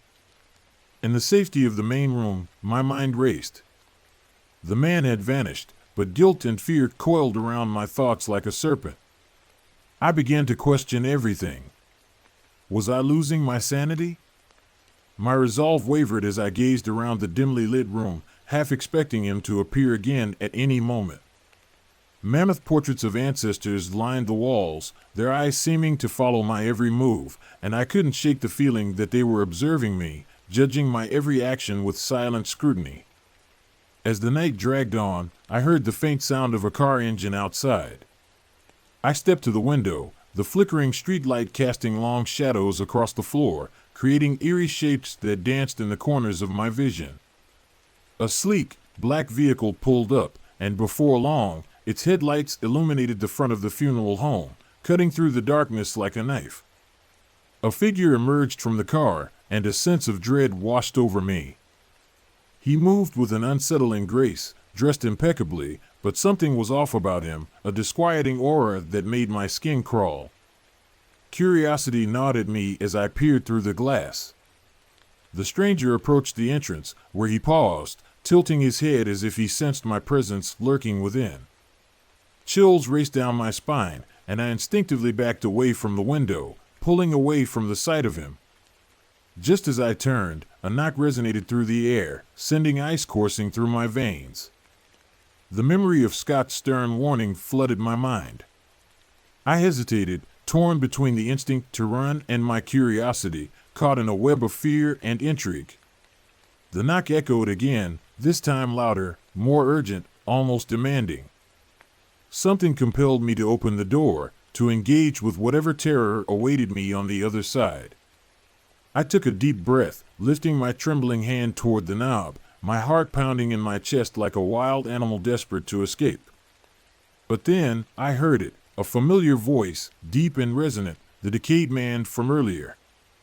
"Let me in," he called out, his voice wrapping around me like a vice, squeezing the air from my lungs. Panic seized me as I turned toward the door, but the darkness enveloped me, leaving me frozen in my thoughts, paralyzed by fear. I couldn't differentiate between reality and my worst nightmares anymore, the lines between them blurring into a chaotic swirl. Finally, I pushed the door open, heart racing as the cool night air flooded in, filling my lungs with the scent of damp earth and decay.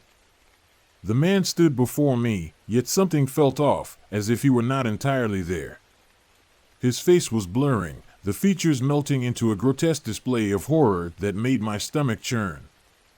"Help me," he pleaded again, his voice a haunting echo of despair, and with a surge of panic, I slammed the door shut. The sound echoed in the dim hall, reverberating with my heart as I pressed my back against the cool wood, desperate to escape the nightmare unfolding around me.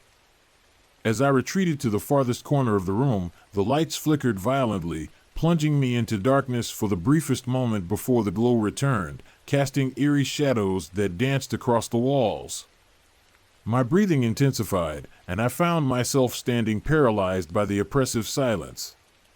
Hours seemed to pass like fleeting moments, each tick of the clock amplifying my anxiety. Suddenly, the knocking resumed, staccato and relentless, echoing like a death knell. "Let me in," it shouted, transformed into a demand rather than a plea, a desperate cry that clawed at my sanity. The echoes twisted through my mind, feeding my growing dread, and I rushed to the glass coffin, dreading the reflection that awaited me. Yet, I couldn't resist the magnetic pull. Peering into it, I saw not only my own terrified face, but the spectral forms of past occupants surrounding me, their ghostly visages fading in and out of focus. Their mouths moved silently, lips forming words I couldn't hear, pleading with me to join them in their eternal slumber. I stumbled back, the weight of their sorrow pressing against my chest like an anchor pulling me into the depths of despair. Desperately, I fled the room, the dark corridors stretching infinitely before me as I felt consumed by the shadows, the linoleum floor cold beneath my feet, drawing me toward the waiting arms of oblivion. As I rounded the corner, I collided with something solid. Stumbling backward, I found myself staring into the eyes of Scott. His presence was a flicker of hope amidst the darkness, a beacon guiding me through the storm. "What happened?" he asked, concern etched in his features, his voice steady yet urgent. The relief of seeing him washed over me, but just as quickly, it morphed into panic as I recounted my bizarre encounters, my words tumbling out in a frantic rush. "I saw a man, Scott." He was rotting and asking for help. My voice trembled as I relayed my tale, and I expected skepticism, perhaps a laugh at my expense. Instead, Scott's expression hardened as he listened, validating my fears without saying a word, his silence heavy with understanding. Paying close attention, he took me to a storage area at the back of the funeral home. He unlocked the door, and together we stepped inside, revealing a small room filled with cobwebs and a singular coffin in the center, its surface covered in dust. It was ornate, yet archaic, adorned with rusted metalwork and intricate carvings that seemed to tell a story of their own.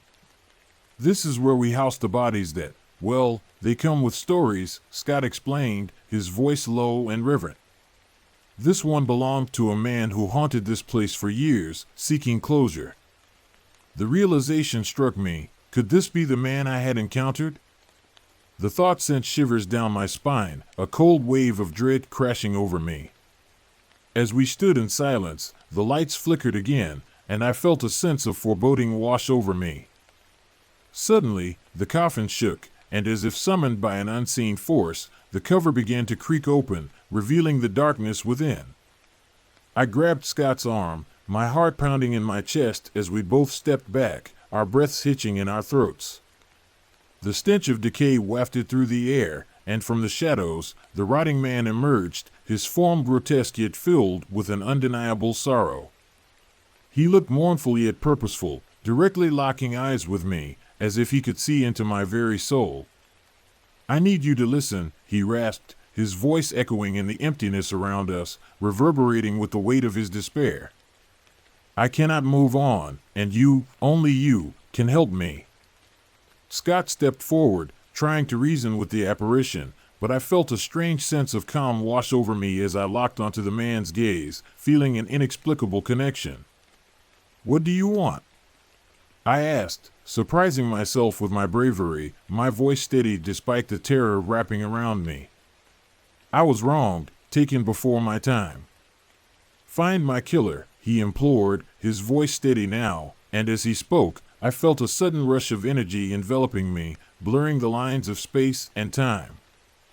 I caught flashes of memories, faces, places, a struggle, and then everything went dark, the world around me slipping away like sand through my fingers. When I awoke, I was lying on the floor of the funeral home, the sounds of the night distant and muted, as if I were in a dream. I looked around and realized Scott was gone. Panic surged through me, a tidal wave of fear. Had I been dreaming? I quickly stood, breathing heavily and reconsidering everything that had transpired, my mind racing with questions.